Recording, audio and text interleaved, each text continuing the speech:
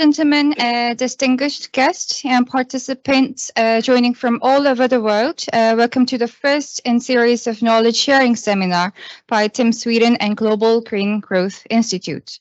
We start from circular economy in cities today and continue smart mobility and renewable energy theme to share best practices from Sweden and South Korea to connect with high and working level of stakeholders. My name is Josie Ryu from Business Sweden, and I'll be your moderator today. We have an exciting program ahead, lined up with esteemed speakers from Stockholm Environment Institute, cities from Sweden and Korea, and 2 industry experts from Atlas Copco and IKEA Korea and Gggi, sharing insightful presentation about best practices in achieving a circular economy for max 10 minutes each. We'll have Q&A session after the program, and for online participants, please feel free to leave your questions and comments on your chat function. This event will be recorded, and you'll have the opportunity to access the recording and share it with your colleagues and networks in the future. So let's begin with the welcoming remarks. Please join me welcoming Dr. Kyung-Nam Shin, Assistant Director General and Head of Investment and Policy Solutions Division at Global Green Growth Institute. Dr. Shin, the floor is yours.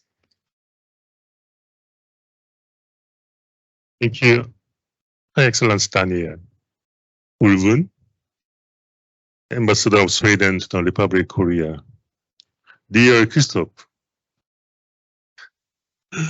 President of the European Chamber of Commerce in Korea, and Helena, our Deputy Director General, and speakers and attendees. We are pleased to announce the organization of a seminar on sustainable cities jointly conducted by Embassy of Sweden, Swedish Business Sweden, and Gggi.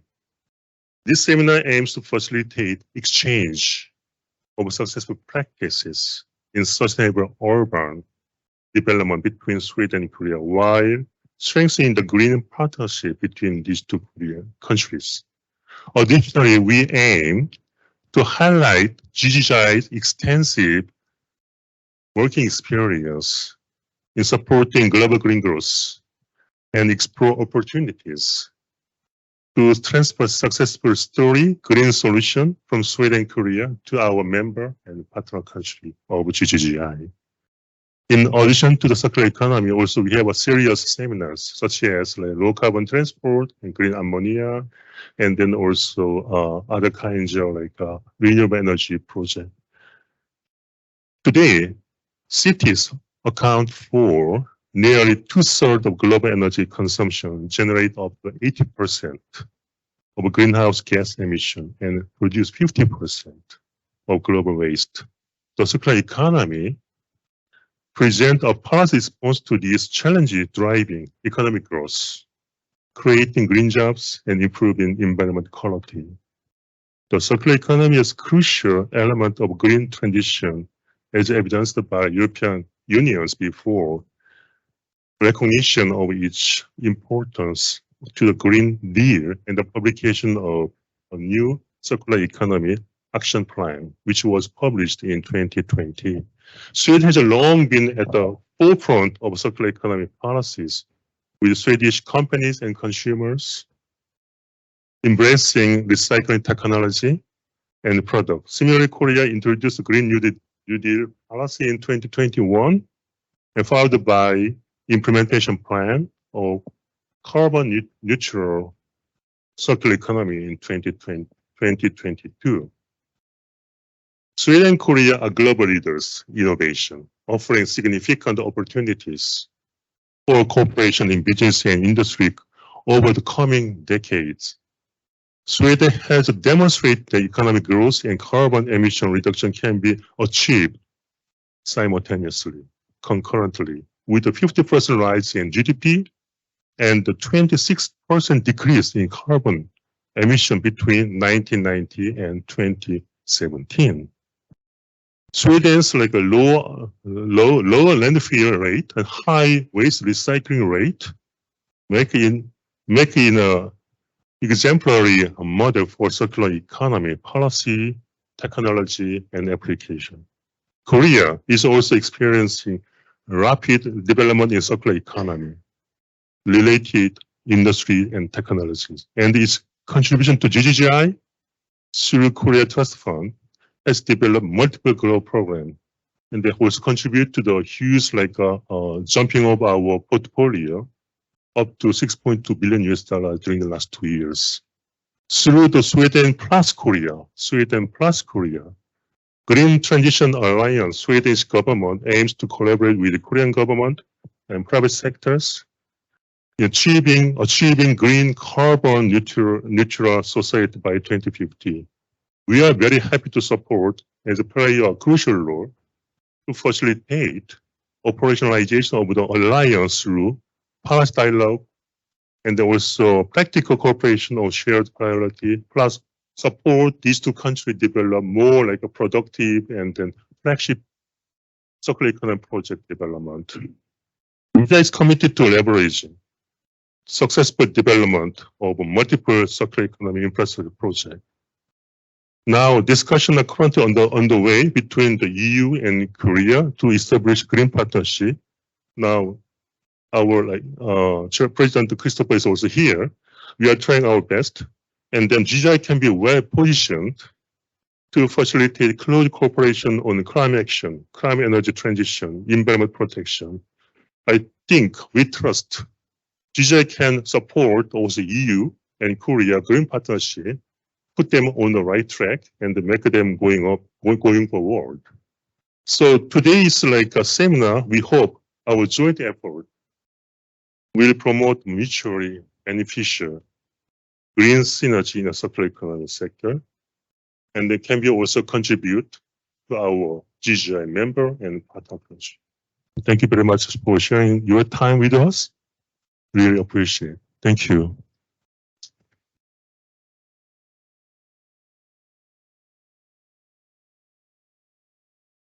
Thank you, Dr. Shin, for your inspiring words. Now let us hear from His Excellency Daniel Oven, Ambassador of Sweden to the Republic of Korea, sharing his welcoming remarks with us.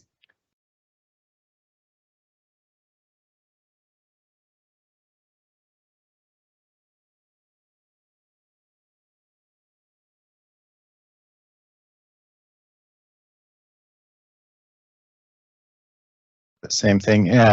Mr. Kim Nam-shin, Assistant Director General, Gggi, distinguished guests, ladies and gentlemen, friends. Let me start by thanking you, Mr. Shin, for your insightful comments on the Swedish ROC innovation partnership, how we are both innovation leaders, and also for your reflections on Sweden's own green transition. I think you made my job much easier for me by your previous presentation. But let me start by offering my thanks to Gggi for hosting us and for supporting this particular event. In fact, this is the second event I attend here at Gggi this week. Just this Monday, there was a high-level panel here on the theme of getting Asia to net zero. And I think there are quite some synergies between what was spoken about this Monday and what we're going to talk about here today. So it shows that both Gggi and Sweden are very active in this regard. Now, today's theme, best practices in circular economy in cities, I think resonates quite deeply with Sweden's long-standing commitment to sustainable development and environmental stewardship. We are a nature-loving people in Sweden, yet 88% of us live in cities. I think the number in Korea is 81%, and globally, I'm told the urbanization rate is about 56%. So this is also an area where there are similarities between Sweden and Korea, and potentially lessons to be learned from one another. Now, as mentioned, cities are also central to our efforts to reach the goals of the Paris Agreement. We are all aware of the challenges we face: air pollution, waste management, energy supply, and so on and so forth. But we also know that pursuing sustainability can bring tangible benefits to citizens' well-being. Now, during this seminar, as we can see from the program, we will listen to experts from Gggi and from the Stockholm Environment Institute, sharing solutions and ideas on how to strengthen the circular economy. We will also hear directly from representatives from the cities of Tego and from Gothenburg. And we will, and I'm very happy to see two dear friends here, we will hear the perspectives of the Swedish companies IKEA and Atlas Copco, two companies who are leading the green transition. Now, when I was a university student, I had the privilege of taking a class where we studied the works of Jane Jacobs. She authored a classic book called The Death and Life of Great American Cities. It was published in 1961. And I wanted to leave you with a reflection by Jane Jacobs, who wrote, when we deal with cities, we are dealing with life at its most complex and intense. Cities have the capability of providing something for everybody, only because and only when they are created by everybody. When cities succeed, they represent a manifestation of democratic ideals. When cities fail, they fail for the same reasons democracies fail: corruption, homogenization, over-specialization, cultural drift, and atrophy. So with that, I encourage each one of you to actively participate in today's discussion, explore opportunities for collaboration. And as was mentioned, I firmly believe that Korea and Sweden have a lot to learn from each other in this regard. By working together, we can find new innovative solutions to improve the life, our daily life, and to improve our cities. So in closing, again, I want to express my sincere gratitude for all of you for being here with us today, and thank you very much.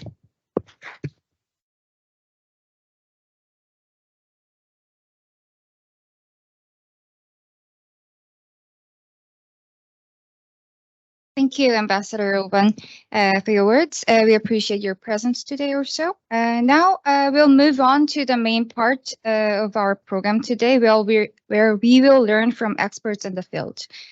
I'd like to invite our first speaker from online, Dr. Fedra van Huse, Head of Division, Societies, Climate and Policy Support at Stockholm Environment Institute, to share her expertise. Fedra, over to you. Great. Hi. Good afternoon, everyone, and good morning from Stockholm. My name is Fedra. I work for the Stockholm Environment Institute as the head of division, Societies, Climate and Policy Support. And the Stockholm Environment Institute, we're a global research institute trying to bridge science to policy, where we look for evidence to feed into policy formulation and debates around how to increase sustainability. My own research portfolio looks at cities, how we can finance transitions, but also how we can understand the impact of transitions on people, just to make sure that you create just, sustainable and viable cities with a good life for all within planetary boundaries. Someone in the room will be moving the slides for me today. So we were awarded in 2020 funding from the Swedish Innovation Agency, Vinnova, to do research on circular cities, looking at how we could support the measuring of circularity in a city, but also understanding who would win and lose from a transition to a circular economy. Our consortium consisted of 6 organizations, including 2 cities, the city of Stockholm and the city of Umeå. And so today I'll be presenting a little bit some of the findings from one of our cities, Umeå, which is in North Sweden, and a city that is anticipated to grow quite substantially. So in the design of the city and in their urban planning, they are conscious of not exceeding or they want to achieve climate neutrality by 2030. And so that also entails being conscious about the material you use for a city that is anticipated to grow with at least 50,000 citizens in the next couple of years. My presentation is twofold. First, I will tell a little bit around what we've learned from global research, and then dig into the case study in Umeå. So first, to start off on our research, next slide, please. We looked at what has been said on the circular economy across the world when it applied to cities. So we designed an interactive evidence atlas where you can look through all the academic research that has been done in the last 10 years related to circular cities. And so what we saw here was a trend of increasing research in Europe, noting already a strong evidence base in China, because they were a little bit the front runner on the circular economy. And then we saw mainly a lot of gaps in Africa and Latin America. In this analysis, you can find the link there at the bottom, so I would urge you to explore it. But in our analysis, we also looked at which sectors were being explored in this literature and how they were approaching circularity. And so one of our findings was that circular cities mostly focus on waste management. And so looking at the lower R's in the R hierarchy. So the R hierarchy is around the recycling, the reusing, and the recovery of resources. And so they're organized from R0 has the highest potential, which is refusing to consume, to R9 is where you turn waste into energy, so the recovery stage. And so we noticed that most research still focuses on the lower R's, where you recycle or burn waste to recover heat, and so that you lose quite a lot of the potential of materials along the way. There was not so much focus in literature yet on industry, remanufacturing, and rethinking design processes. Next slide, please. We then also looked in our research at how societal consequences had been understood, and from our review of 178 papers on circular cities, only 14 covered social impacts. And so these where they covered social impacts was actually also quite narrow. In developing countries, they looked mostly at employment opportunities, and in this, turning the informal sector into formal sector when it comes to waste workers.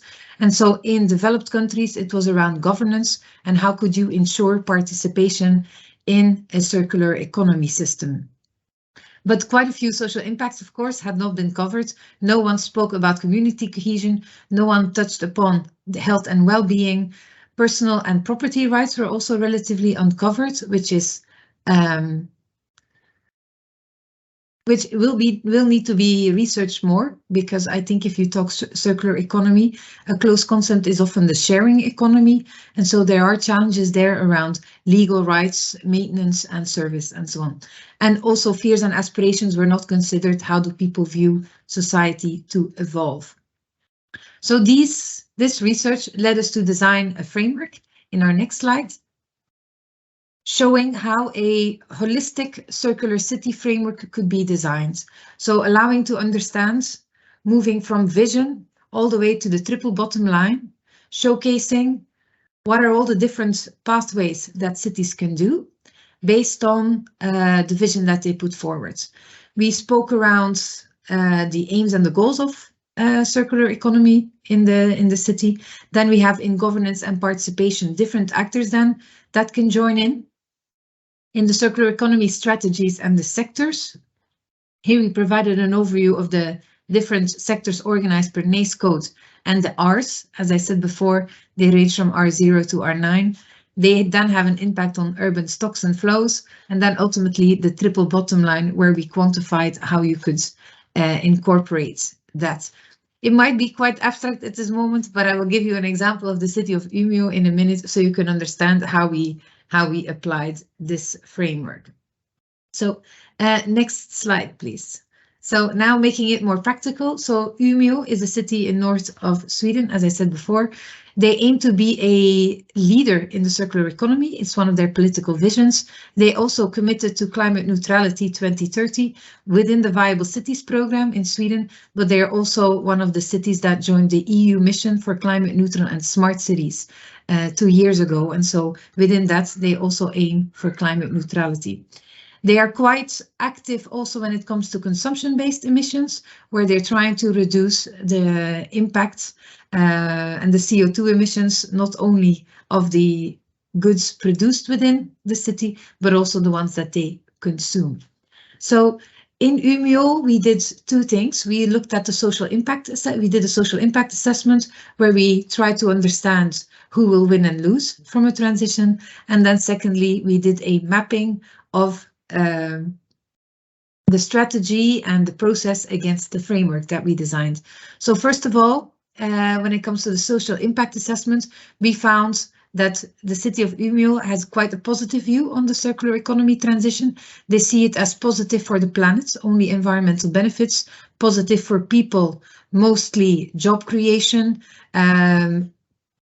more equality, more inclusion, and that they thought it would be profitable for business also to through reducing costs and through increasing by consequence the profit. However, in the process, we noticed that civil society and citizens were not that engaged in the circular economy strategy, mostly because of a lack of time, which I think is quite common for civil society to not have. They rely a lot on volunteers, so oftentimes that's one of the barriers to participation in processes. Secondly, some of the circular services required vehicles in the waste recycling system to participate in something called a fritidsbanken, where you could borrow sports gear. It also required access to social media, Facebook, bank accounts, Swedish language skills, and a certain level of social capital. So for some groups, newly arrived people within Sweden, lower educated, some of these things were not as evident. And a third thing that was under research or under studied was the quality of the jobs that would be created. So there was a fear that some of the jobs within retail would disappear, but there would be more opportunities within the waste sector. But oftentimes these jobs are quite precarious, and they have the working conditions are not that favorable. So that was something that could be further studied. On the next slide, you will see an application of the framework now to the city of Umeå. So here in covers, so the darker it is, the higher the commitment or that we rated it. So if you look at the framework, so when it comes to the vision, Umeå has a very strong vision. They want to become a leader in the circular economy by 2028. It ties very closely to their political commitment to climate neutrality by 2030. They're quite driven to push this agenda forward. Then when it comes to participation, there was quite a strong participation from governance, somewhat of industry and academia, and they also joined in transnational and supranational networks. What was lacking here was the participation of civil society, but also to a certain extent from financial institutions and investors to see how they could support a transition to the circular economy. When we then looked at the sectors that Umeå focused on and the R's, they focused on a few R's. They aimed at reducing food waste mostly, so that is R2, reducing in the sector accommodation and food service, but it was quite narrowly focused and not embedded in other areas. Then when we look, they also focused on reusing materials. There was a focus on second-hand shops. They have a circular mall. They have a fritidsbanken where you can borrow sports gear and so on. And then their final R focus was a lot on recycling within the waste and wastewater management treatment sector. So they had quite a lot of programs on how to reduce municipal waste and how to improve the sorting at the waste facilities. This then impacts mostly two urban stocks and flows, goods and services. There was not so much focus on the energy reduction or on how people flow in the city, how money flows in the city, but also not so much information on how, or not so much focus on how information flows in the city. And so then ultimately we saw a focus on the mostly one of the 9 planetary boundaries. It was the one related to carbon emissions, aiming to be climate neutral by 2030. And then for people, they only found positive, or they mostly find positive impacts, but little consideration of other social impacts. And there was very little focus on business models and financial performance indicators. So on my next slides, from this process, we have learned a couple of things. That for transition processes to be truly inclusive, Civil society needs to be included, so we need to see how we can focus more on participation. There's also a rights question: who has access to the circular services? What does shared ownership entails? We should also move beyond the lower R's of recycling and recovery of waste to energy, but we also need to involve industry more around how do you rethink your industrial design process, how can you remanufacture also some of the materials and services. And then one area of further research is also definitely the financial side.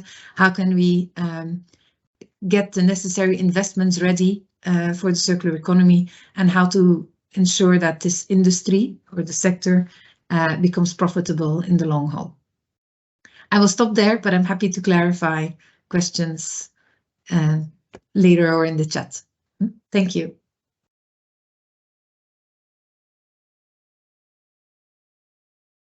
Thank you, Dr. Van Hoose, for sharing those valuable insights into circular cities and its social impact. We'll now hear from Myung-hee Byun, team leader of Climate Environment Policy Department at Daegu Metropolitan City. Please.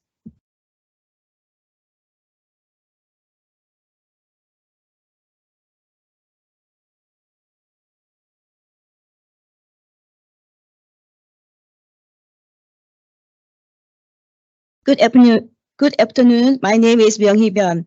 I'm in charge of the carbon neutral policy of Daegu Metropolitan City. Thank you for the opportunity to introduce Daegu here and share the history of our circular economy in Daegu, which is currently practicing carbon neutral city composition.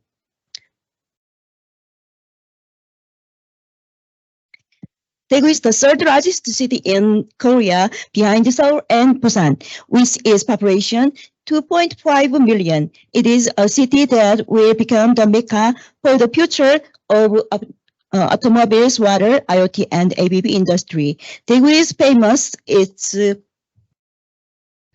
high summer temperature, which are the hottest across the Korea. The high temperature lead to the emergence of a new term called Deprika, combining Daegu and Africa, which has been used in the media and broadcasting. Regarding climatic conditions, the everyday temperature is 1910s and 2010s has increased by 2.3 degrees Celsius, and the number of days with precipitation and extreme heat has also increased. The number of extreme heat days gradually is gradually increasing, with 45 days the extreme heat record in 2022. Its frequency is heavy rain days is also increasing. Daegu City has been making rapid efforts to overcome its climate crisis at the local government level. It's example for important activities. As a result of this effort, the number of hot days increased, but the number of tropical nights has decreased due to the mitigation of the urban heat island effect. I will briefly introduce our mid to long-term strategy of the realization of carbon neutral in Daegu. Our city aims to reduce our greenhouse gas emission 45% by 2030 and become the carbon neutral by 2050 by establishing mid to long-term strategy for each of the 8 sectors. We idealize carbon neutral throughout industry, life, and culture. We designation 5 representative tasks.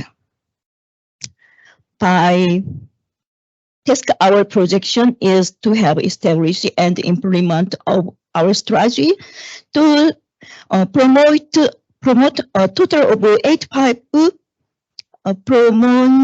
promise tasks and 8 areas.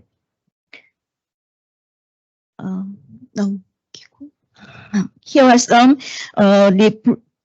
representative example of the circular economy sector promoted by Daegu City. First, the landfill gas resource recovery project. We collect methane gas generated from landfills to produce heating, steam, and electric generation.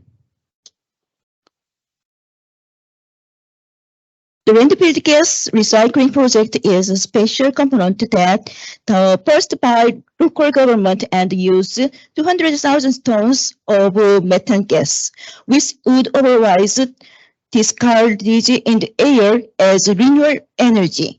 Daegu City also generated 55.7 billion Korean won in revenue from this project. Secondly, I will introduce the water reuse component.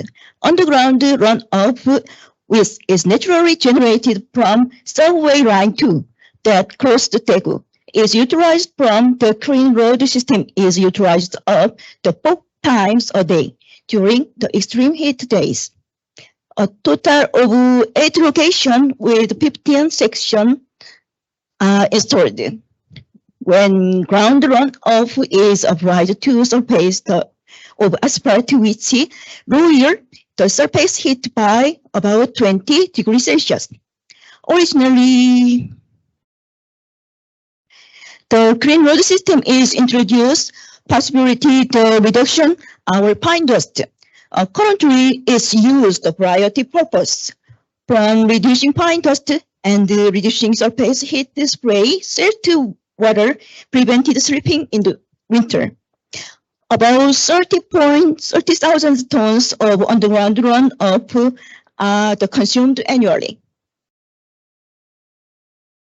Next item is Akawa Store is the field of resource recycling. Akawa Shop is the big restaurant, eco-friendly product, and village cooperation with civic group.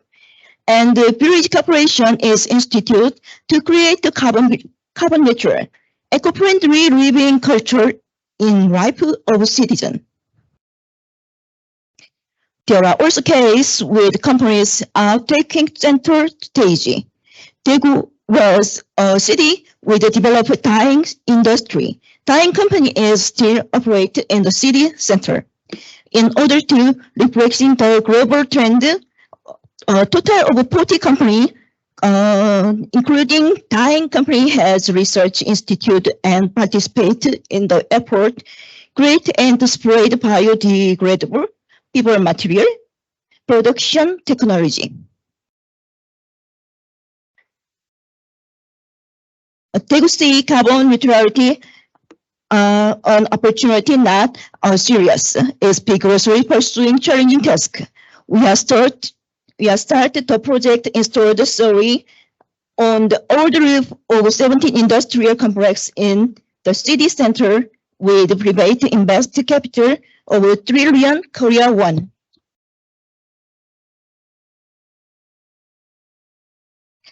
In addition, as carbon neutral task water resource, we desire to build the gray water system.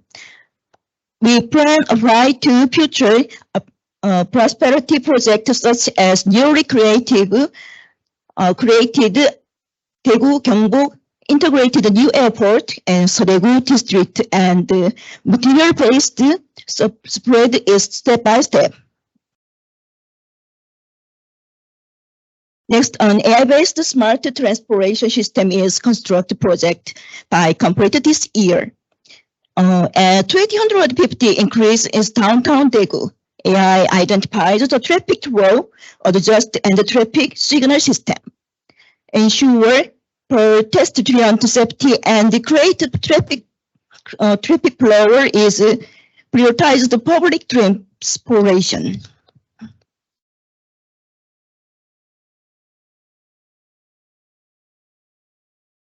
Daegu as front runner become the first local government out of 20 cities across Korea and join Race to Zero campaign. Join is PPCA and goal free coalition and promise to pager out the coal by 2030. Daegu shared climate change response and adaptation, active with international communities through carbon discourage project every year as Gggi with Equally. In last years, I was announced in Daegu is actively responding to climate crisis on occurring the world highest grade A. Daegu is a city that has overcome COVID and exemplary way, and an excellent city is overcome the climate crisis. Daegu will take the lead becoming a carbon neutrality leading model city. Thank you.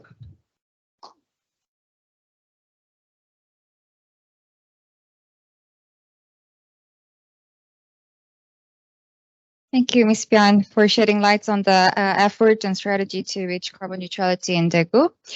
Next, we have online speaker, Karin Puleyel, Deputy Mayor of Gothenburg City and Chairman of the Environment and Climate Committee at the City of Gothenburg. Ms. Payel will be joining us online. Hand it over to you. Thank you so much. I'm very honored and proud to be invited here today.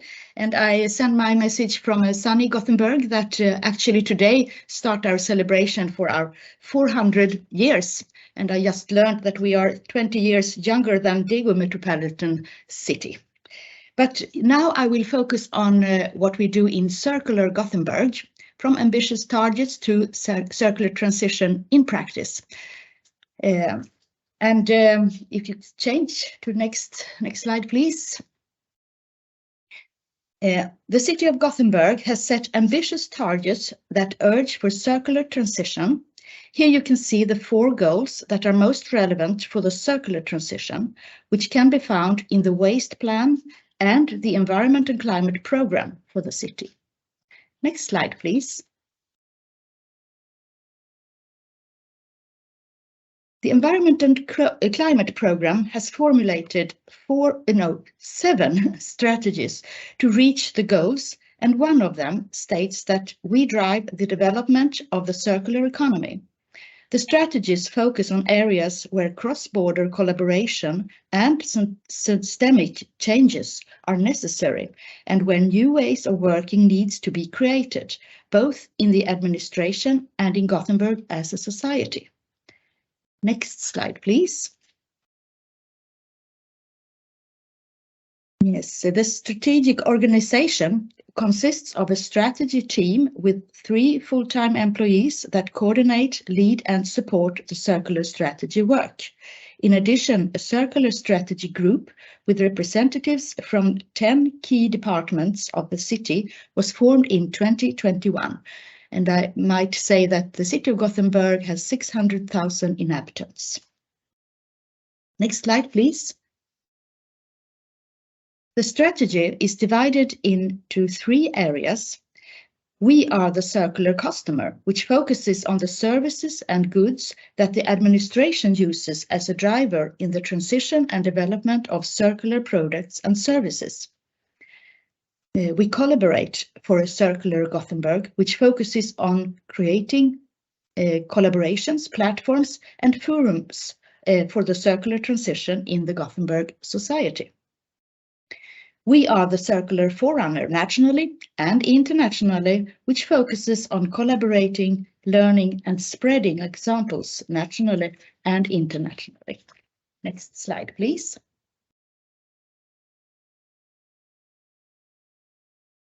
One area where we have come quite far is the internal reuse of furniture. We have the prerequisites in place, including, for example, framework agreement for reused furniture, including refresh and refurbishment services. Internal storage and transportation for reused products between different entities in the city. Next step is focusing on upscaling and implementation and continuing to improve the conditions. Next slide, please. Circular construction. It's an area with great potential from a resource efficiency perspective. but at the same time, a very complex area with many different key actors in the value chain that need to take their part for the system change to happen. In the picture, you can see 150 actors from the whole value chain during a market transition dialogue about circular construction and demolition. We also have a collaboration platform since 2022 for these actors, focusing on climate neutral construction. In 2022, about 50 property and facility owners, both private and public, signed a letter of intent for circular construction and demolition, focusing mainly on reuse of building materials. In practice, we have now moved from pilot projects to transition projects, where there is no longer a question if we shall do this, but rather how to make it happen on a large scale with the support and in collaboration with market actors. We've also been granted external fundings for a collaboration between the 3 metropolitan cities of Sweden, Malmö, Stockholm and Gothenburg, to act and create better conditions for those who want to lead the way. Next slide, please. Recently, we also became part in a cross-sectorial collaboration about the circular car, where there are a lot of opportunities to increase, reuse, repair and share. The goal in this project is to enable actors on the market to change to circular business models and design, and to increase circular purchase and procurement, where public actors can lead the way. The overall goal is to reduce the need of and total number of cars. Next slide, please. We have some prioritized actions 2023 to 25, and these are to activate the city's own circular purchase and procurement to stimulate the market transition. And the second, to develop better tools and platforms for collaboration and ability to reuse, repair and share in the city administration. And 4 or 3 should be there, strengthen collaboration with other actors in Gothenburg and other municipalities, nationally and internationally. Next slide, please. And last, I will tell you about, oops, let's see, there is no slide with our success factors. I'm sorry, this has been out. I don't know why, but I can tell you what the success factors are. 1, it's our ambitious local goals and governance. And 2, designated circular responsibilities and competence in the city administration. And 3, great networks and collaboration. And 4, let's see, there are the success factors on the slide, I see. So 4, yes, number 4 is our way of running and learning in the meantime. And 5, we don't settle. We can and need to do more, much more. And the final picture, I think, is on my excellent co-worker, Nina Wolf, who is strategy manager of circular economy in the city of Gothenburg. But I don't see her on the picture. Yes, there she is. So you can see who she is. So thank you so much for your attention, and I look forward to your questions in a short time. Thank you.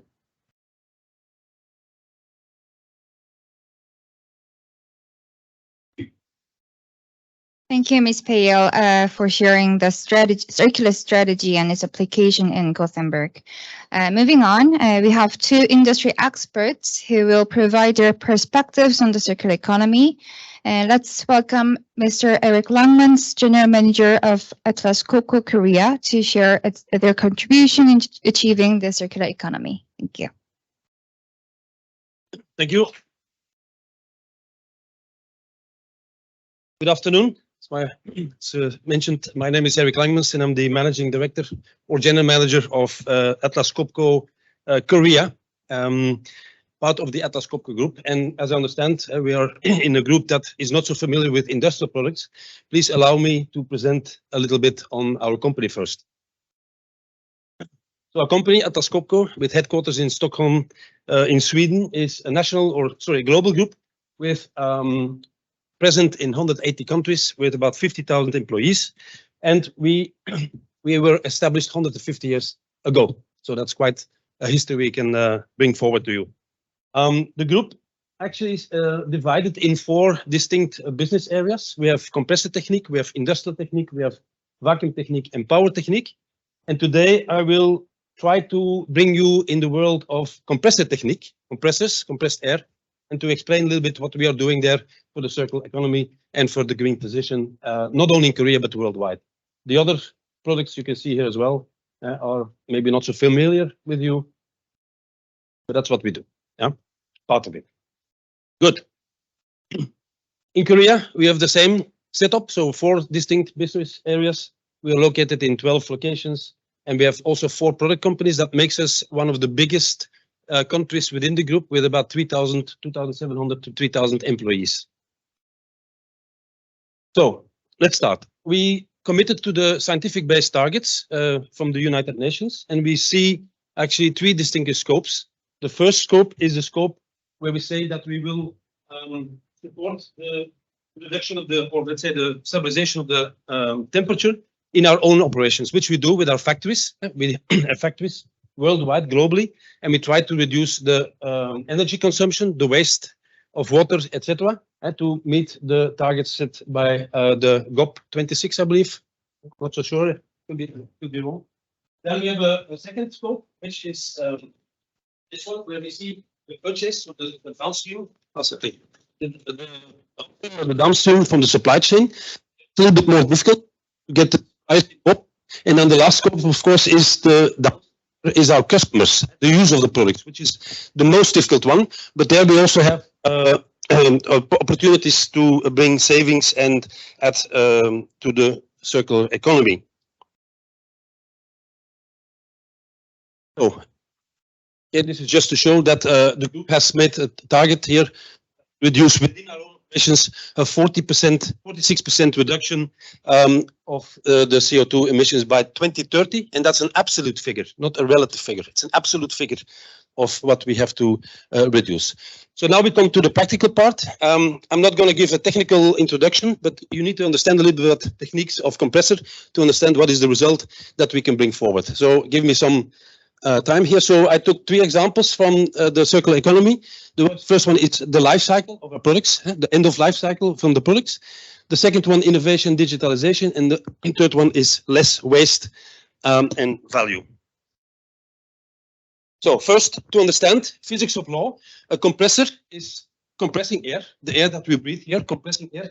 For that, he needs energy / electricity. On this slide, you can see that 75 to 80% of the compressed cost over life cycle time is coming from energy. 80%, 75 to 80%.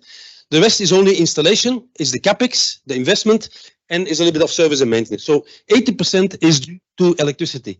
Knowing that in the worldwide, compressed air applications and related equipment represent 10% of the electricity use globally, that is a huge amount of electricity that we have to spend to compress air.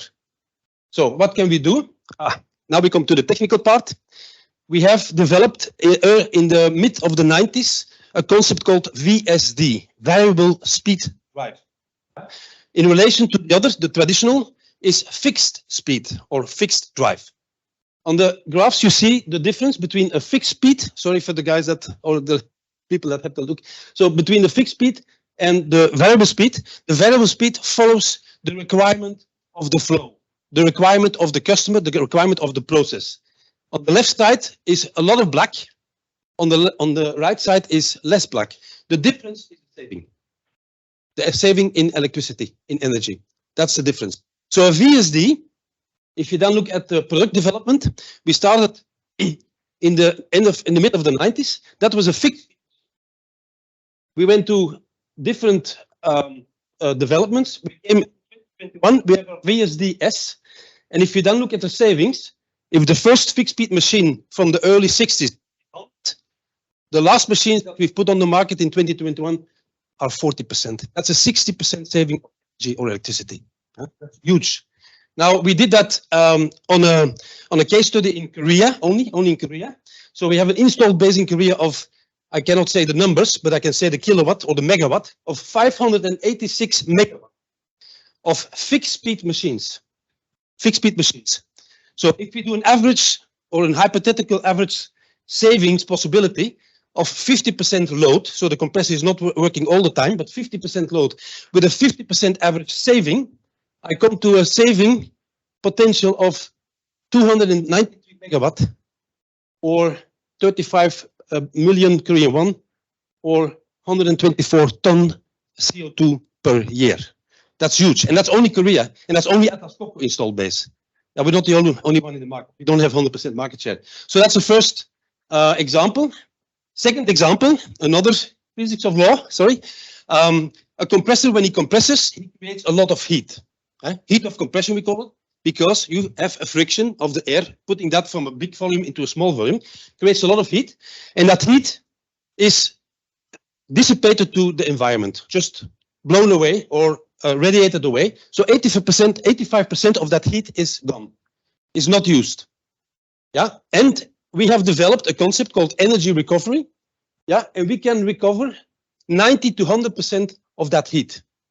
So meaning reusing that heat to do something differently. Yeah, so we can recover 90 to 100% of the heat. Am I going too fast? No? Okay. So how do we do that? That's a compressor model, but it is usable or applicable for each compressor model. So we have atmosphere comes in, we compress, we put electricity in, 8% of electricity, of course. Then we have hot water coming out, and that's the compressed air. What do we do with that hot water? Very simple. You can put it on showers in a factory. You can put it on the heater.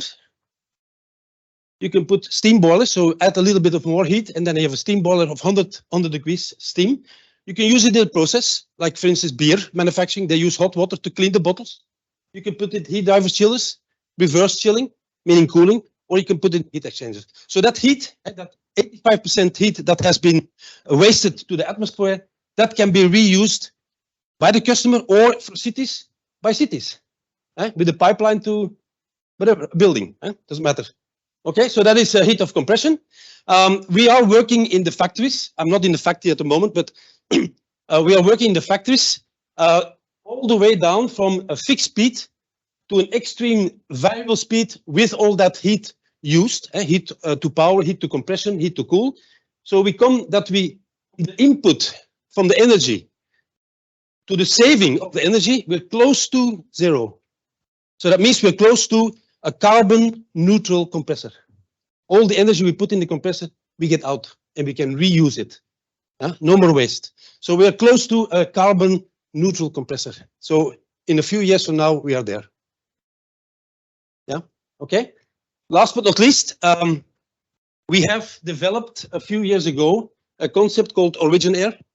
What is Origin Air? Where we go to the market and we ask the customers to, instead of scrapping the machine, instead of putting it out of order, we ask them to rebear the element or to refurbish the compressor. So we do refurbish, we buy back sometimes the units and we refurbish the units. In the world, in the globe, we have three distinct factories, one in Belgium, one in China, and one in the US, where we do this on an ongoing basis. But also, if it is not available, we can do it in the local customer center. So in our local Korean customer center, we can rebear and refurbish. That means there's no more waste of the compressor. There is a recycling and there's a second life. That's what it means. Yeah, that's how it looks like. So that's a setup. This is an element. So the element is most of the time designed for 40,000 running lifetime of 40,000 running hours, which is about 8 to 10 years. But what is wearing is the bearing, right? The bearing is wearing. So after a certain time, you have to rebear. And then the element has a second life. And then after a certain time, the compressor has a second life. That's how we have put that concept in the market. So that was the end of my presentation. I hope I met the 10 minutes. So yeah, we are working on a future here, and not only for global, but also I'm happy to be here in Korea we grow together for a greener Korea and support the government and the cities in their quest for being carbon neutral, carbon zero in 2050. 감사합니다.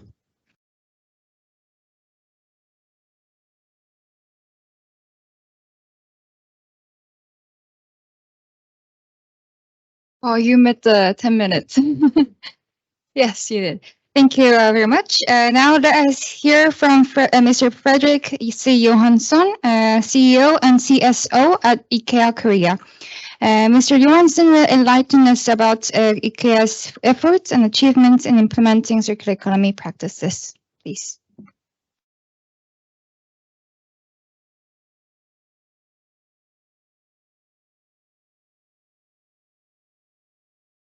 Thank you. I have a feeling that 10 minutes will be difficult, but I will try to do my best. So I'm Fredrik, work for IKEA. I've been in Korea the last 6 years. And today I will bring you through a short journey of where we are. I will start with the bigger picture, but then of course focus in on circularity. I did not plan to describe IKEA closer. I hope that I haven't assumed too much that all of you somehow know what IKEA is about. If you don't, let me know afterwards. All right, so it's about a people and planet positive IKEA. We call it the PPP. Oh, I have the changer. That's a luxury. So I want to start with our vision. So the IKEA vision is to create a better everyday life for the many people. We do this in many ways. One of those ways is to secure that the planet becomes a better place for all of us to live. For many years, when it comes to our services and our products, we use something we call democratic design to make sure that products are ready when they are put on the market. And there are 5 elements, and any company in the world can make a product that meets 1 or 2 of those elements. So form, function, quality, sustainability, and low price. The trick lies in meeting all 5 of them to make sure that sustainability, which is the focus today, is actually there from the very beginning, at the same time as we keep the low price and make sure that the many people can actually afford to buy those products. This is from our sustainability report 22, just briefly to give you a picture of where we actually are. So I think the first one is important, that 3.8 billion people visited IKEA in 22. Not all individuals, of course, it could be that somebody comes 10 times or 3 times, but this just means what impact we could have of people by sending a message. We recycle 75.7% of our operational waste. 73% of all products are produced by recycled or renewable material. We're not there yet, we're not on 100, but we are on 73. We are managing very well to reduce food waste in production. We have actually, since a few years back, offered customers that we can buy back used products. We call it pre-loved, because we are so proud of the quality of what we have designed and sold that we're very happy and convinced that if we buy it back, there will be somebody else who is very happy to be part of that recycling, but also to save a bit of money and to do something smart for the environment. And it's also about spare parts, offering spare parts to make sure that furniture lasts longer. So it's not about maximizing how much we sell, it's about maximizing how much we can actually contribute to people when it comes to having a better everyday life. We're also investing a lot in renewable energy. You can see here that so far we have invested 3.1 billion euros, and we will reach 6.5 billion euros by 2030. So as of today, IKEA globally, we actually produce more green energy than the total electricity consumption that we stand for. Doesn't mean that we reach 100% in every country, but overall we actually sell overflow green energy. I think this is very important because I very often hear when it comes to sustainability that it costs. Either you grow your business or you and then you cannot take care of the environment, or vice versa. But this is just a historical picture where we can see that since 16 to 22, we have actually grown our business globally with 24%, at the same time as we have reduced the climate footprint of 13.6%. So they do go hand in hand. So I hope that together we can make sure that more people are aware that it is possible to do both. Grow your business at the same time as you actually do something good for the environment. And we have the ambition to become climate positive by 2030 as a company. There are three parts. I will focus on one of them, but the three parts in our people and planet positive strategy. One is about healthy and sustainable living. That is not the focus of today. One is about create a positive social impact for everyone across the IKEA value chain, making sure that we are a really inclusive company that gives everyone that comes in contact with us the opportunity to be themselves. Because when you can be yourself, you can be at your best. And then the third one that is the focus for today is the circular and climate positive. So how can we then continue to grow the business at the same time as we actively contribute to circular cities and circularity overall? We have strategic goals when it comes to circularity. We need to enable customers to acquire, care for, and pass on products in a circular way. This means many things, but one of them for sure is to make sure that the quality is good, to last for generations. Another one is to make sure that when you don't need your product anymore, that there is a receiver of it. Whether you choose to sell it back to IKEA, or you choose to use Dangun Market or whatever here in Korea, or you choose to give it to your grandkids or your neighbors, but to make sure that we don't waste more there than absolutely necessary. And we have said here that 100% of our product should be fully circular by 2030. So again, we're not there now, we're on 73%. And of course, the last 27% are harder than the first 27, but we are very well on the way. We don't sit with all answers yet, but through collaboration with other organizations and peoples and governments, I'm sure we will get there. But again, we don't know how, but we will do it.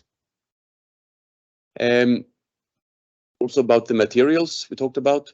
And then when it comes to taking the lead and joining forces, I think this is really important. We have many people we could cooperate with here. One is, of course, the many people that visit IKEA on an annual basis, the 3.8 billion people that I mentioned in the beginning. How can we activate them? How can we inspire them to make small steps?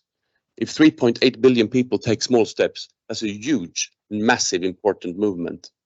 But it's also about how can we cooperate with organizations, with governments, with other companies. Because if you want to go fast, you go alone. If you want to go far, you need to go together. So we are really doing lots of things here. As some of you might know, we were one of the founding members of RE100. So there are a lot of activities that we do here on a global scale. This is an example from one of our stores here in Korea. So of course, also in Korea, thank you. Also in Korea, we of course buy back furniture and product from people that they don't need anymore. Again, that is only possible because we believe in its quality. We believe that they can have a second life. We believe that pre-loved products deserve to be loved again. So in our circular hubs, we actually support the many citizens. We can see here we talk about the buyback and resale service. We also have lots of free wood giveaway. So when there are products that we need to break up for whatever reason, they could be damaged, there could be different reasons, we don't throw away the wood. We offer people to take it home by themselves. We put it outside the store or outside the exit, and it flies out. And we have seen many good examples of what people do with this wood. They build the most amazing things at home. So we make sure again that we don't waste it if we don't have to. We also have upcycling workshops that we offer to our family members, IKEA family members. So not employees, but people that are members of our club. So we offer workshops that we can learn what can I actually do with the product that is not the way I would like it anymore. How can I upcycle it? We also do lots of sustainability campaigns for citizens. When many companies have Black Fridays, we do Green Fridays. We've done that for a number of years now. And on the Green Friday, we offer extra much money for products that we buy back from you to really, again, secure that we get that circularity. For us, it's not about maximizing new products we are selling. It's really, again, about maximizing the positive impact that we have on planet and society. What happened?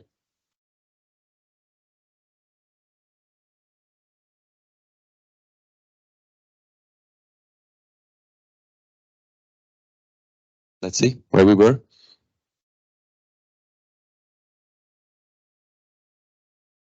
technical issue. So this again are the big things we do for circularity. There are a couple of pictures more because we are working together with some cities in Korea. Gwangmyeong, for example, we have a very active job together, but also being part working with opportunities when it comes to recycling and these kind of things very actively. There was also a picture of we are trying now to do one of those repurchase of our products that we normally do in our stores, but we have right now a pop-up in somewhere in Seoul. I lost the name right now, where we do the same thing together with Gggi, where we offer people to bring the products there because some people don't want to go all the way to Gwangmyeong or Goyang or Gihung or Busan to be able to do this. So we also need to be closer to the many people so that they have an opportunity to use this here. Yeah, here it is. It's the episode flea market together with Gggi. We do sustainable workshops there as well, and also give away veggie hot dogs. So we really try to push the agenda and see how we can be, again, one small piece in a very, very large puzzle. But the more puzzle pieces we have together, the more impact we will have. And I believe that was the end. Yeah, that's the picture I mentioned before. Circular City Conference. We will continue, of course, to use the muscles we have, and together we can make the vision even stronger. Thank you very much.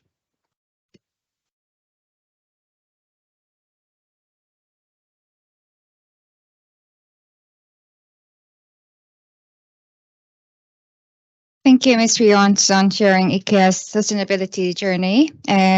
So next, but not the least, we have Mr. Romain Brille, Strategy Unit Lead, and Gggi Chun, Lead in Circular Economy Community of Practice at Gggi. Romain will speak about Gggi's experience and Gggi on Gggi's support on CT circularity. The floor is yours.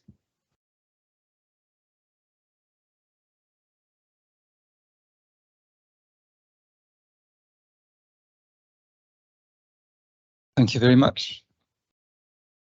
Better. Thank you very much. Excellency, ladies and gentlemen, dear guests. My name is Romain Brille and I'm Gggi's Head of Strategy.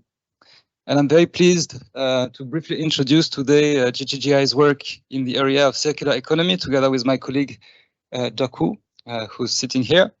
I have the hard task to be the last presenter of a long list of excellent presentations with very concrete examples on the circular economy. So I hope I can actually get up to that challenge. I would also like to warmly thank the Embassy of Sweden again on our behalf for this excellent initiative, as well as Business Sweden. So allow me to first briefly introduce Gggi, as I assume we are perhaps a little bit less famous than IKEA, so we may need to say a word about ourselves too. We are an intergovernmental international organization who's based here in Seoul, Korea. And our main mission is to support our members and partner states in their transition to what we call green growth, which is a form of economic growth that is environmentally sustainable and socially inclusive. And we all know that this is tremendously important.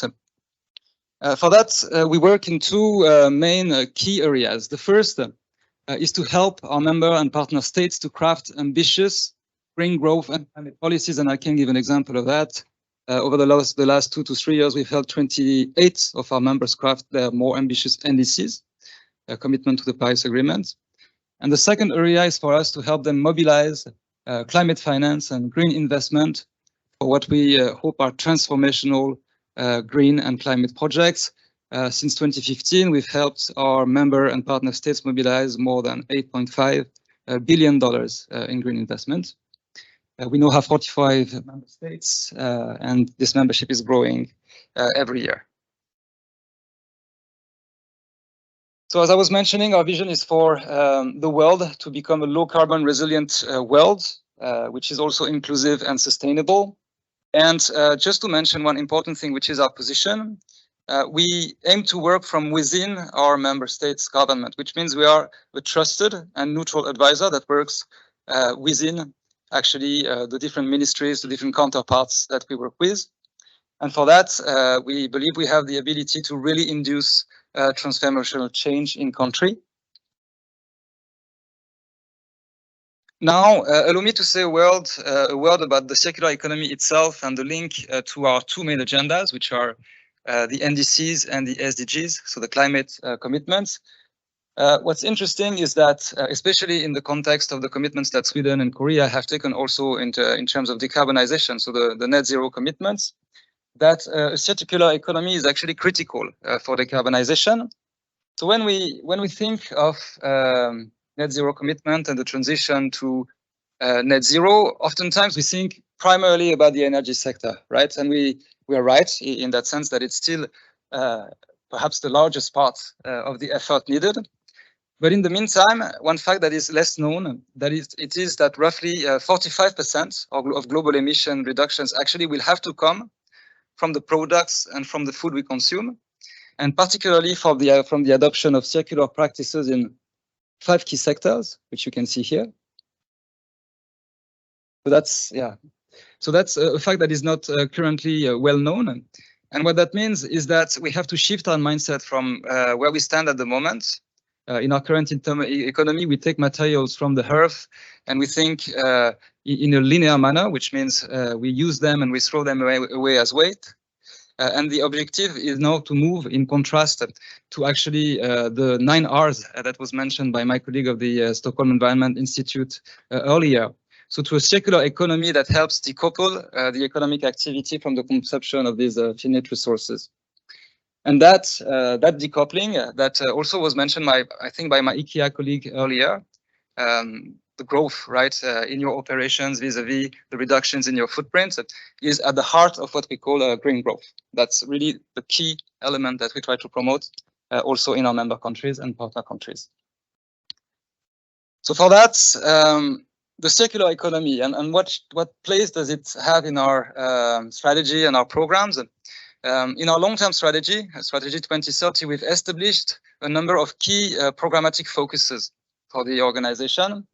And among them, you will find the circular economy, which is one of our main areas of focus at the moment, and one area that is significantly growing also in our portfolio. Of course, the needs of our member countries are diverse, and our areas of intervention with regards to circular economy, as Doku will present afterwards, are also related to those needs, right? There may be very dire needs, for instance, for waste management services. So our entry points also vis-a-vis the circular economy differs based also on the demands and the needs of our member countries.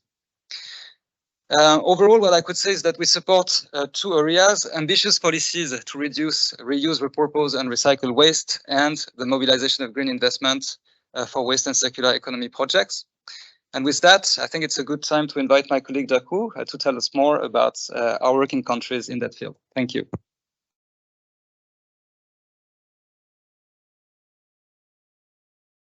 Thank you for your great introduction, Romain. Okay, so following his approach and the strategies introduced.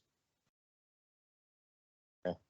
So Gggi offers a range of circular economy solutions to partner countries. These figures shows some of the Gggi circular economy solution. In fact, we are facing huge opportunities to create innovative partnerships and business models because of the global green transition compliance. So today I'm gonna show some of them as examples. So many of the Gggi partner cities are actively adopting advanced technology to improve their waste recycling efficiencies. Gggi has been developing pipelines to introduce and adapt technology such as mechanical biological treatment, MBT, to partner cities. In recent years, we have made a significant progress at the cities in the Asian region. One of the key products from this recycling facility can be the solid fuel, as you can see in the picture. Actually, you can make in the even the smaller the pellet style, which can replace the coal used in industries. High energy demanding industries such as cement factories are following the ESG standards and the carbon neutrality policies. And so they are highly willing to purchase the SRF to place as an alternative fuel to the coal. So you can witness that the global green compliance of the private sector provides the good financing options in the local circular economy investments. We are developing projects to produce the biogas and bio-CNG from organic waste to reduce methane on carbon credits and improve energy security in partner countries. We are making good progress in India, Thailand, Indonesia, Nepal, Morocco, and others. The key approach is to extend the business opportunities to meet the green transition actions of the cities that want to enhance its green competitiveness. So if the city wants to replace the fossil fuel-based transport with the cleaner, the fuel-based transportations like using the bio-CNG bus, hydrogen-based transportation, actually these options can make the good business opportunity and solution to the city.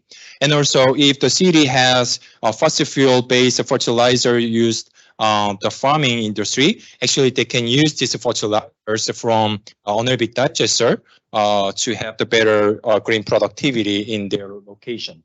So we try to connect this green industry investment opportunities with this biogas and bio-CNG the options.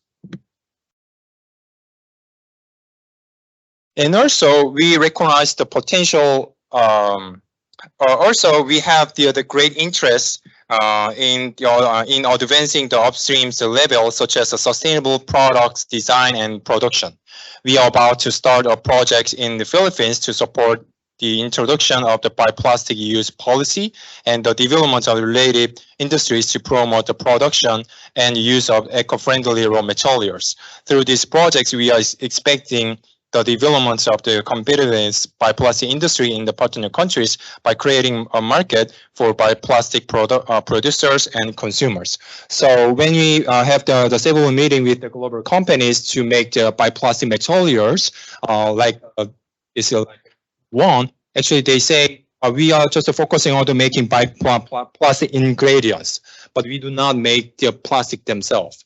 So that there's several types of the plastic products that can use bioplastic ingredients.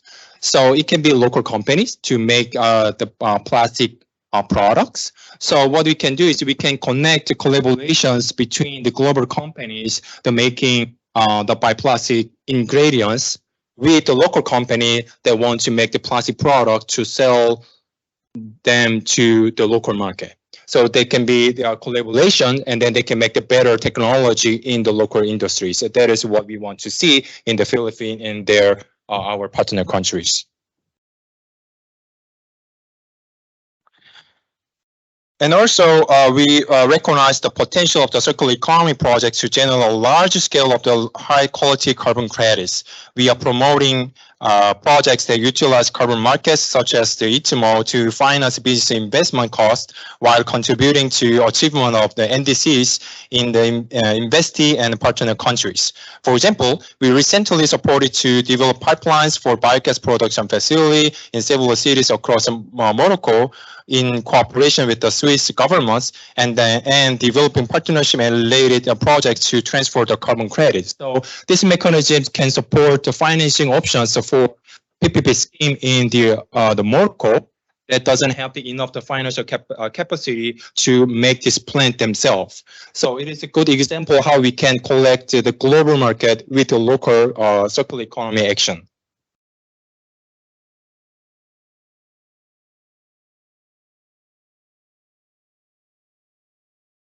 Okay, will be, oh, okay, okay.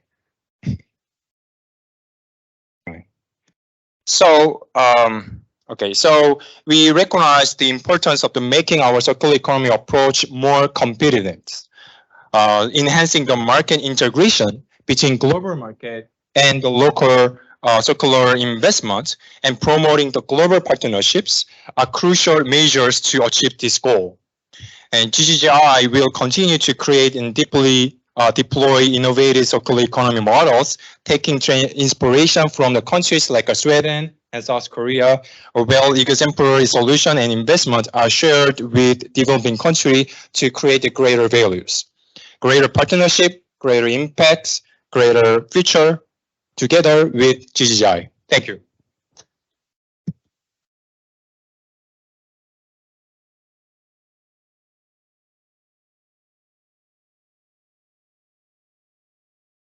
Thank you for sharing your experience and competitive circular economy approach from Gggi team. So we have now concluded the presentations and now moving on to the Q&A session. So speakers, please remain seated and our team will bring a microphone to you. And please feel free to raise your questions either in person for our offline participants or by using the chat function for our online participants.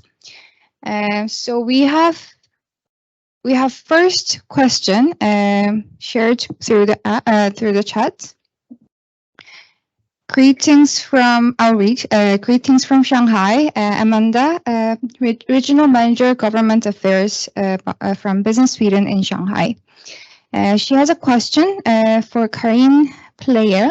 As mentioned by Fedra from Stockholm Environment Institute, the social aspect of circular cities is often overlooked. If she remembers correctly, the city of Gothenburg, on the other hand, has put quite some effort onto this. It would be interesting to hear your reflections and examples on how Gothenburg is integrating social sustainability into your work to create circular city. Thank you. So, yes. Yes, thank you so much for the question. And it's really an important issue to combine the ecological goals and the social goals and to include inhabitants and other organizations than just the municipality, even though we see the municipality as the engine in some ways that I explained earlier. And I think we are now combining the university, Gothenburg University, to our system with, I told you about reusing furniture, for example. So that's a way to expand to other sectors and other people. And then also this sector of reuse, remake and share is an area where a lot of job opportunities that can be in social companies and things like that. So that's also a way to include social aspects to it. I don't know if it was a answer of your old question, but some answers. Thank you. And Fedra, would you like to add on your comments? No, I think, and thanks for the question, and thanks, Karin. I think what Gothenburg is doing in the circular economy is actually quite impressive as well. And I've been engaging with some of the colleagues from the city of Gothenburg on the circular economy strategy. I think one of the things that we found challenging, but I think that's with any kind of transition, is if you look at intersectionality. So not just looking at, okay, men versus women or migrants versus the local population. It's oftentimes a combination of different factors that make people fall out of society. So it could be different types of backgrounds that combined make people have less access to services. And so, for example, women, migrants living in a rural area with no access to a car. And so what we're trying to do is now in a follow-up, look at how is society organized and is there something to be done around social vulnerability, but also with the circular economy. So that research will come in a little bit later, but I think there's quite some challenges. I think we have a lot of inflation now in Europe at the moment. There is the war in Ukraine, and so there's heightened insecurity. And so I think it's important that we ensure that transition processes include everyone to ensure that society remains stable and viable. And I think many municipal governments are quite aware of that, because without the support of the people, there will not be a continuation of the programs. Thank you, Fedra and Karin, for sharing your insights. I have could we take one question from offline here? or too shy? Okay. So then I'll move on to the second question we got from the online participants. Muhammad Ali Shak, Gggi program lead, West Uganda. My eyes. I have two questions considering that we are helping developing countries, including low and middle income countries. Given the diverse socio-economic landscape of low to middle income countries in Asia and Africa, what strategy could be used to adapt the circular Gothenburg model or similar initiative from Korea or Sweden? How can we ensure the effective application of these circular economy models while taking into account the distinct challenges and opportunities these cities present?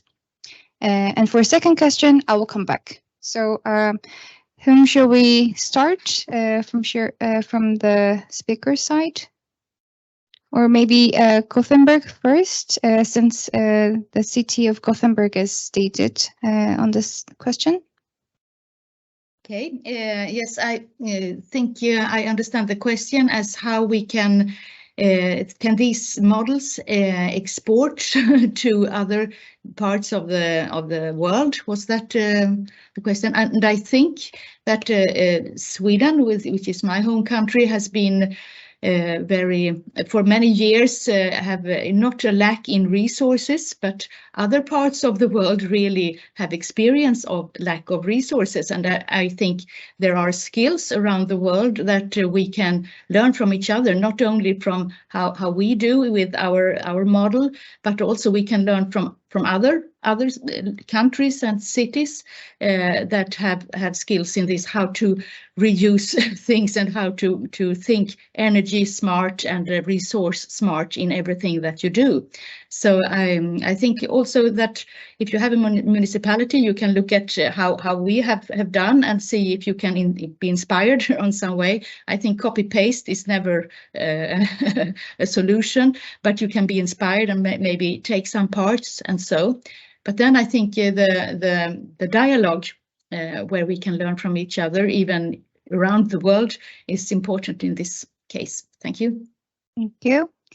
And Fedra, would you like to take another answer? Yeah, I would. I agree with Karin. I think it's not developing countries learning from developed countries. I think there's definitely a two-way exchange and opportunity for the developed world to learn from others. If you look at the consumption-based footprint of Sweden, we are around 8 tons CO2 per capita. Is because we do import quite a lot of products and goods from other countries into Sweden. So if everyone were to live like a Swede or European, the planet would be even in a worse state.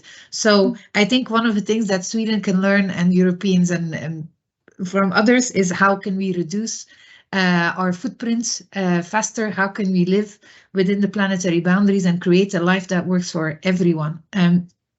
But then if I think around and I think here there's more definitely also like a South-South exchange. I think we will see rapid urbanization in quite probably in Africa, in Latin America. We will create mega cities, which I know are quite common in Asia. I lived in Manila myself for 5 years and in Beijing for a year. So I know the challenge that are created with that. And I think going forward, there's definitely opportunity to learn on how you can design cities around the 15-minute concepts and how you can design them green, carbon neutral, especially if there's a lot of urbanization ongoing. How can you design a city where there's less reliability on cars, for example, or private vehicles? So those things, I think, definitely possible to exchange.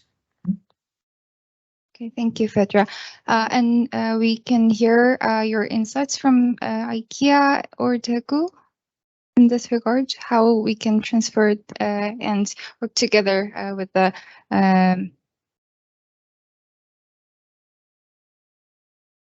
low to middle income countries in Asia and Africa, and how we can share the best practice with these other countries. Sit here or go there? That's it. All right. Yeah, I'm an expert here, but important is in the year 2000, we started something we called IKEA way of purchasing, because we purchase in many more countries than we sell or operate retail. And that puts the same opportunities and demands on all suppliers. And of course, we have quite a few suppliers in developing nations. So how can we help them to make sure that they can be good suppliers, long-term suppliers, but that they do it in ways that we know work from an environmental point of view, so that we export technology, we support them to do it right from the beginning, if I put it that way. But just like you said, there's also an exchange. It's not that we come with all the knowledge, we come with some knowledge. But wherever we go, I've worked many years in trading and also in production. Wherever we go, there are always so many smart solutions. So this exchange back and forth is really important. So come, be willing to share what you know, but come with one mouth and two ears, so that you listen more than you speak, because that is what really gives success, I believe. Thank you. Due to the time constraint, we'll take one more question. It was like last question from Mohammed. It says, could you elucidate on any technologies, methodologies, or processes from Circular Gothenburg or Korean or Swedish initiative that could be feasibly transferred to developing cities? Considering potential resource limitation and infrastructural disparities, how might these be implemented? Furthermore, what role can the Gggi play in facilitating this transfer and implementation? So we have IKEA, we have IKEA, Gothenburg, and Stockholm Environment Institute, and Tegu can share. Who would you like to? Or we can start from. Yeah, again, I don't represent Gothenburg cities, but we might be a little bit of an odd company. 85% of all our profits are invested back into the business. 15% of all our profits worldwide go into IKEA Foundation, that is purely philanthropical. And there we work a lot with the most needy in the world. So the most vulnerable people, whether they're refugees in Dark or wherever, refugees from Ukraine and so on, or they are disadvantaged women in a certain part of the world. So with the sustainability else, or it is to put panels in the villages to make sure that they can actually start to become more financially independent in a very good way from the very beginning. So I think that's my only take on that question. Yeah. If I can come in, one of the things I thought was actually quite interesting is from Atlas Copco signing on to the Science Based Targets Initiative and doing an assessment of how their what emission reduction they want to put forward, and how that then translates into not only their own business but also within their supply chain. So I think probably that to me would be a good example of how industry can support the circular economy. Thank you. Unfortunately, Eric left early. Okay. So maybe we can keep this question and connect you to you, Mohammed. Thank you everyone for your engaging questions, and to our speakers for their insightful answers. So I'd like to express our gratitude on behalf of our organizers, to all participants joining us today, and for your commitment to creating more sustainable future. So for our offline participants, I'd like to invite you to enjoy some refreshment out of this room. Okay. Before concluding, we have one question from which. Okay, so this question is from the this question is from the Daegu Metropolitan City, and we might know that Sweden is the first country who have legislated the carbon neutrality in 2017. And so it has been past more than 5 or 6 years. So we'd like to know, and we wonder if there isn't any internal evaluation process, yes, after 5 or 6 years of experiences in the carbon neutrality policy. Okay, I guess we can answer from the online speakers. I can answer from the Gothenburg perspective that we have a contract, and we are one of 100 cities in European Union that are set to be in the front line to be carbon neutral in 2030. All EU will be in some years later, but they want some cities to be in the front line, and Gothenburg and, for example, Malmö and Stockholm also are one of these, are some of these 100 cities. So we work in many different areas. Circular economy, as I said, is one of 7 strategies that we have, but we also to be able to count on it, how much less it is it every year, and so we are now intruding a kind of a carbon budget system to be able to visualize how this is going, because 2030 we shall be carbon neutral, it's no question. Thank you. Thank you. Fedra, would you like to add? Yeah, if I can add on to that. So I shared in the chat here now a link to the Viable Cities Strategic Innovation Program, where Gothenburg is also one of the frontrunner cities who joined quite early. And so that commitment consists of 3 things. So it is a political commitment to climate neutrality by 2030, which has currently been signed by 23 mayors, representing 23 cities in Sweden, or 40% of the Swedish population. Together with industry, civil society, and all citizens, these cities are making climate action plans that will lead to climate neutrality, and it's part of the environmental program. So there's also circular economy targets, but there's also impacts on water and so on, and chemical pollution.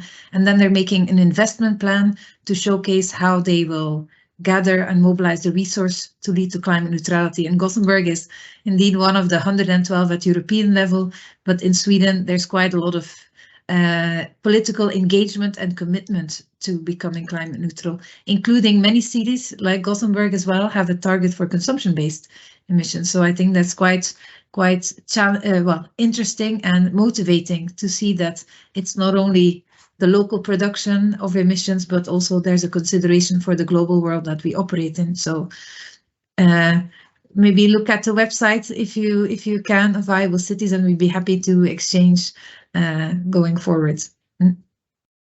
Thank you, Fedra. Yes, hand it over to you, Johannes. Hello, Johannes from the Embassy of Sweden here in Seoul. I just want to answer on the question from Daegu City. Yeah, we have the climate law, which entered into force in 2018. So that means the government is every year required to report on its progress, and also which decision it has taken that year that moves us closer to the climate goals. The climate goal is to be carbon neutral by 2045. So I'm very happy to hear that a number of cities are now pushing forward to be climate neutral already by 2030.